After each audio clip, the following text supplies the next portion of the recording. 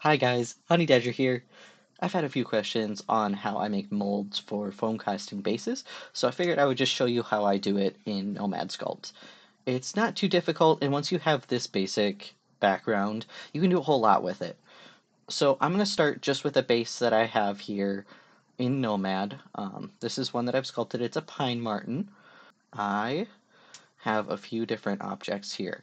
We're going to delete the ones we don't need, just make it nice and easy on ourselves. We're going to delete the mannequin. So now we just have the base. I'm assuming you're starting from a similar spot as me, where you just have a base and you're like, okay, how do I make this usable? When you start out with cast foam, you've got that back side here where everything is nice and flat. You want all those holes filled in.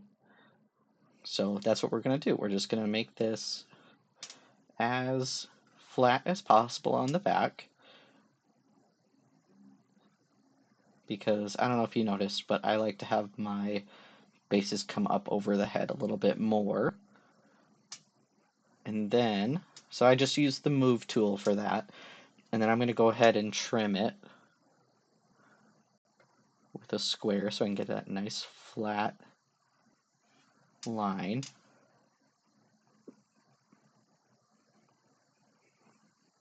There we go, nice and flat. Then we're going to stay on trim. I'm going to pull your eyes up, up over to the top left over here. You see this legacy button? We're going to use fill. The fill tool is going to be our friend here. We're going to go ahead, and then I like to use the lasso. We're going to go ahead and fill everything in.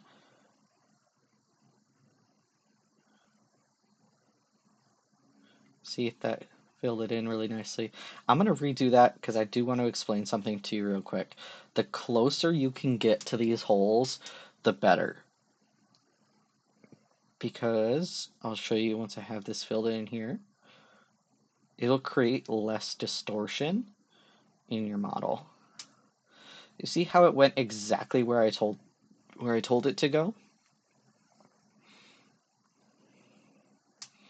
You just want that to be nice and clean. I'm going to even move this back a little bit.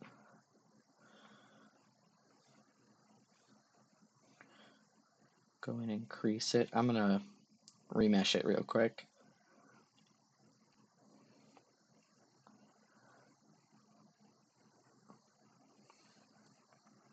And just go in and clean it up. This isn't an instant fix, right? You're going to have to take some time. You want it to be nice and clean because whatever you put into this here is what you'll get out. So yeah, you keep your eye shape how you want. You do the exact same thing with the nostrils and the mouth. You go in with that lasso tool. Keep it nice and close. There you go. I always say to remesh it because you can see how low poly that starts out. And just go in and clean it up. Make those creases nice and deep in there because you want them to show. You want to be very clear with all your shapes. That looks good. Now it's time for the mouth. I like to do that from the side.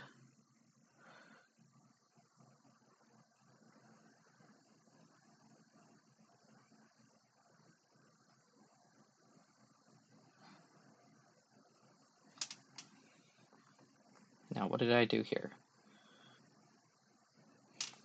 Maybe I need to do it from the front. This is part of it. You just have to be ready to problem solve.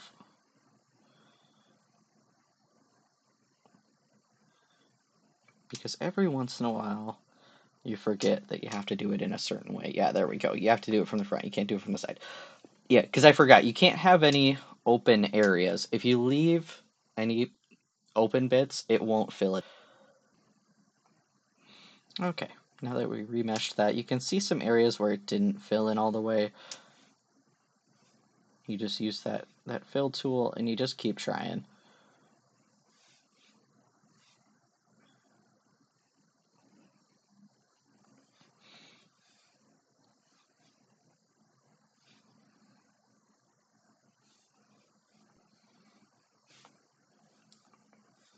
I I like to force the mirroring when I don't want to do both sides. I don't know if you saw that. So you can go up to the mirroring tool at the top there, and then you click here, split and mirror, and then it forces the symmetry. Cool. So that's done.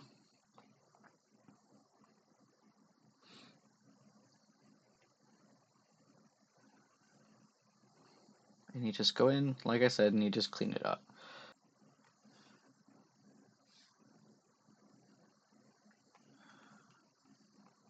For the purposes of this tutorial, I'm going to call that good.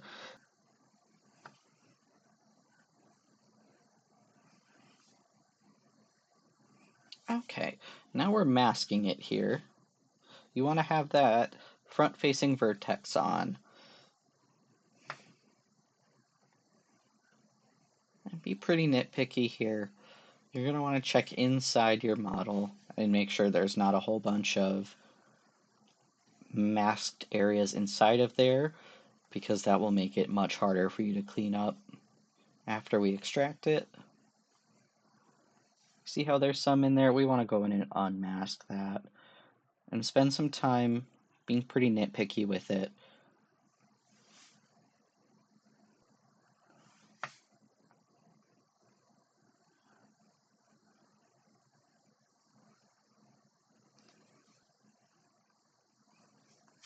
That looks good to me. I'm not seeing any more masked areas inside. Cool. So now we're going to extract it. Extracting it will give us, with the plus, it extracts it outside of the masked area. With the minus, it extracts it inside, which is how I would make like a regular PLA or TPU base. Or if I wanted to, say, make one of those thicker or thinner, I would just use this feature as well. And plus and minus puts it even on either side of the mask. But for this, we want to use plus. I have it set at 11. If you have everything sized properly, that number should be millimeters. Sometimes if you have your base like really tiny, like you start off at the exact same size as the starter cube and everything, it'll be really tiny. But if you use a mannequin file and everything, it should be decently sized. So yes, I'm just going to extract it at 11, and then you go over here, turn off your first one. The EXT means extracted. That's what we're going to use. And bam, there we go. Sometimes you'll get some little artifacts and stuff in here. It's part of the process. You just got to be ready for that.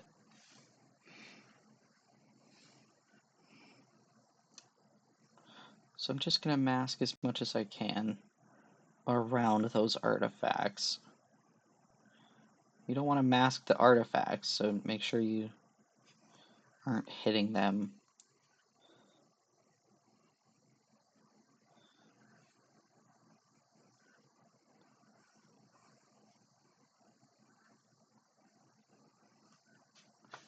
Because the trim tool will ignore the masked area if you use the right version.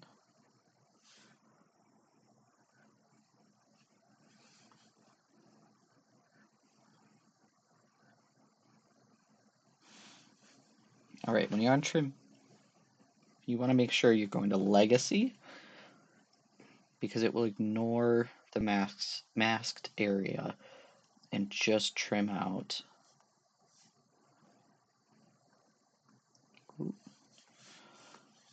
It will just trim these areas here.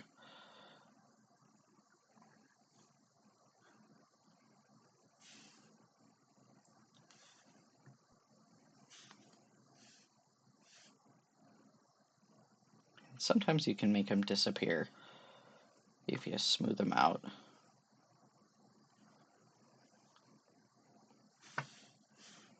And then voxel remesh. And bang, they're gone. Uh-oh, got a little hole there. We know how to fix the hole though. You just go to trim, fill that hole in. And you're just kind of going to go around and clean up any holes like that. smooth them out.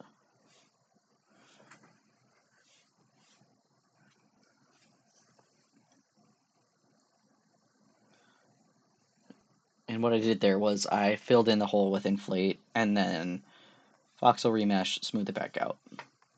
You're going to want to go around the outside of your model and go over all of these creases again,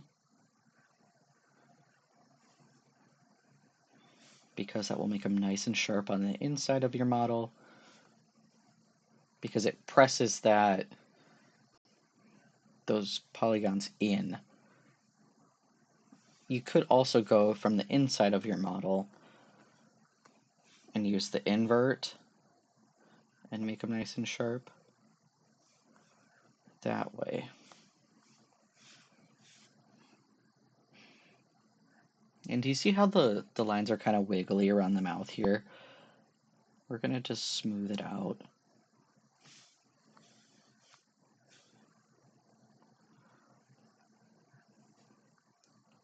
And you can bump up the intensity pretty hard.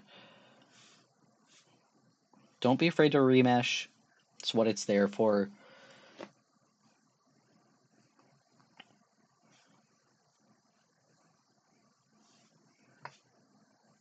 And then come in and make it nice and smooth again. Wow, beautiful. Okay. So yeah, you can go from the inside, you can go from the outside, either way. So that's the basics of it. Realistically, you could cast a base from this. But if you want to go further and have it be even cleaner, what you're going to want to do is, I take this, I grab this little edge here, just a little bit of the edge, because we're going to clean it up. So grab that little bit of the edge, you're going to invert it, you're going to grab your gizmo. I'm going to make my gizmo nice and aligned here. We're going to pull it backwards, and then I trim. Oop, that filled it. Oops. Make sure you're using the right thing.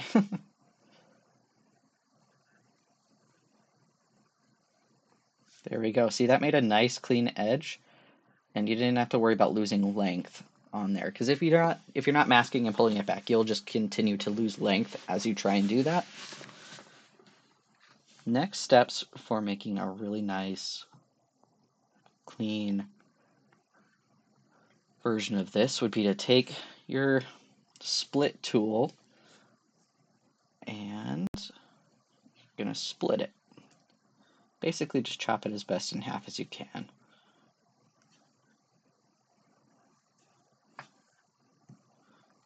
Now you have half and half.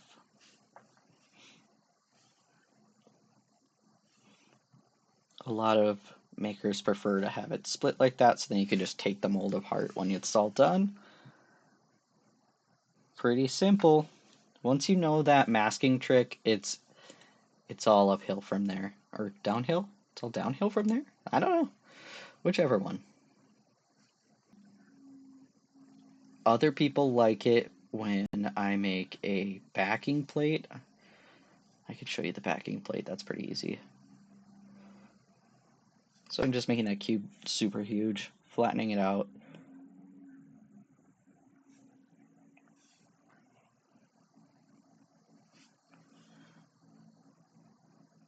You want it pretty thin. Bring it to the back here. And then validate it.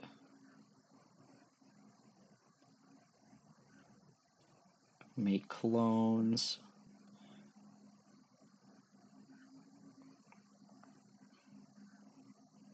Turn them off so then when we boolean it, they're cutting it out.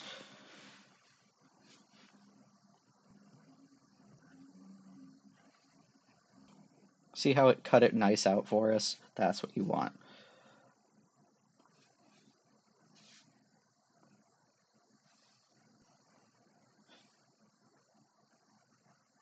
Make the computer do the work for us. There we go.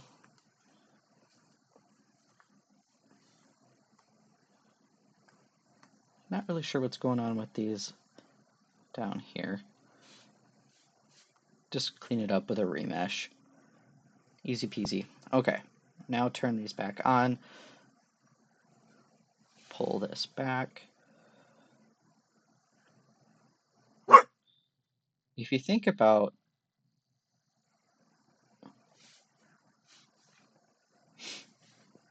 when you are making a cast base, right, you don't want that to be just shoved all the way in there. You want to make it so it sits sort of on the edge like that. And you can rubber band it together however you prefer. I don't know. I don't make cast bases, I just make the models. Move it around. So you've got the backing plate. So you're going to add a sphere. We're going to go on X-ray mode so we can see what we're doing. Because basically what you're doing is you're wanting to make this as carved as possible before you even start carving it. You're going to use less foam that way. And from what I've been told, it gives a nicer feel to the foam. And you just kind of want to go around, make it even. You don't want to go crazy with it, right? You don't want to go in every single little crevice. Let the foam do the work.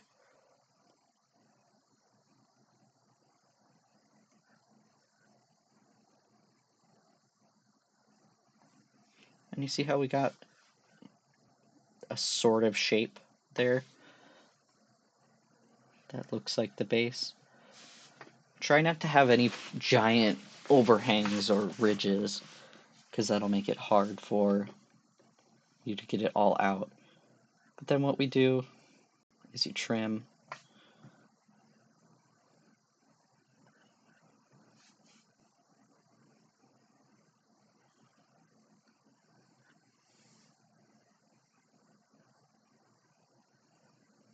Trim it, and then we're going to Boolean it with the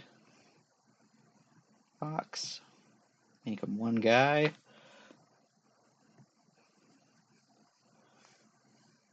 And there you go. Now you really want to make sure you add holes for the excess foam and air to come out on that backing plate, just in case. You would hate for things to like explode.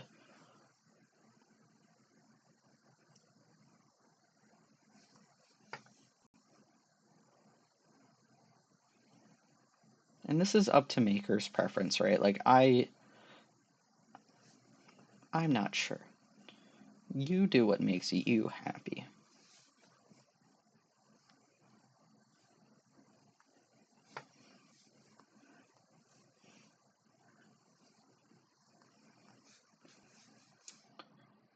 Sweet. Cool. Done with that. Let's bring it back together.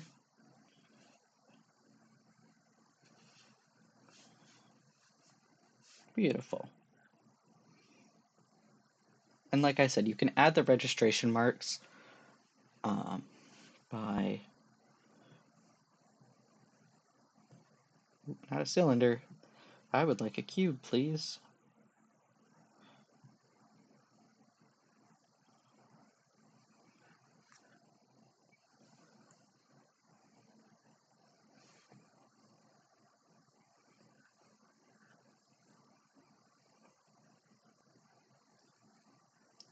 Take a cube. I like to make them pretty flat, just because in my mind that makes sense. You do whatever you want. This is your happy little mold. And you're just going to kind of place it on one side. Remember that we split it in half. So putting one right on the middle is something you can do, right? If you want to hold both of them together. but I'm just going to show you with holding on to this backing plate. It's this exact same idea. You would just do it down the middle. So you're just going to want to take it,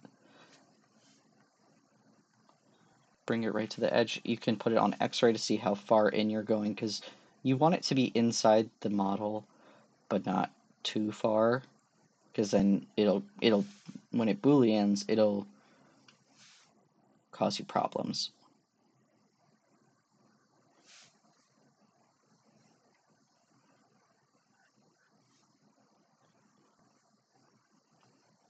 There's that. So I'm going to validate that.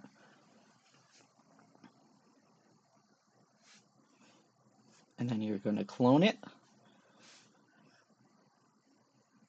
Just move it backwards.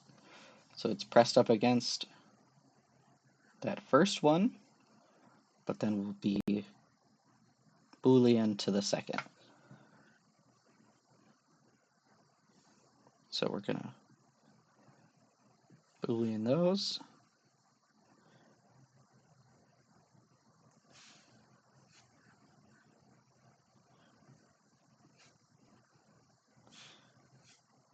I hope that makes sense. Then, now that you have those together, right, you just put a rubber band around these. You just tie them together somehow.